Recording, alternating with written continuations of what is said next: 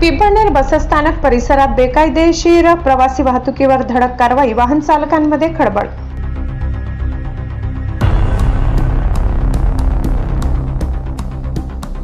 महाराष्ट्र राज्य मार्ग परिवहन महामंडळाने राज्यभर सुरू केलेल्या बेकायदेशीर खासगी प्रवासी वाहतुकी विरोधातील विशेष मोहिमेअंतर्गत पिंपळनेर बसस्थानक परिसरात शुक्रवारी एसटी महामंडळ आणि पोलीस प्रशासनाने संयुक्त धडक कारवाई केली।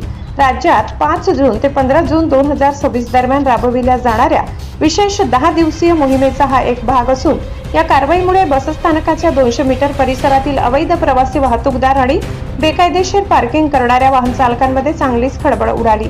एसटी महामंडळाच्या महसुलावर गदा आणणाऱ्या आणि प्रवाशांच्या सुरक्षिततेशी तडजोड करणाऱ्या अवैध वाहतुकीला आळा घालण्यासाठी ही मोहीम हाती घेण्यात आली। कारवाई दरम्यान संशयित वाहनांची कसून तपासणी करून संबंधितांना नियमांचे पालन करण्याच्या कडक सूचना देण्यात आल्या। तसेच अनधिकृत वाहतूक करणाऱ्यांविरुद्ध यापुढेही कठोर कारवाई सुरू राहणार असल्याचा इशारा प्रशासनाने दिला।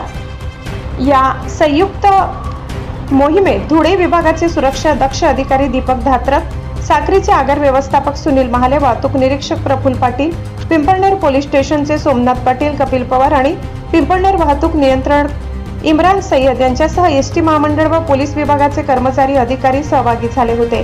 प्रवाशांची सुरक्षितता आणि एसटीच्या महसूल संरक्षणासाठी ही मोहीम आगामी काळात अधिक तीव्र केली जाईल असा स्पष्ट संदेश या कारवाईच्या माध्यमातून देण्यात आलाय।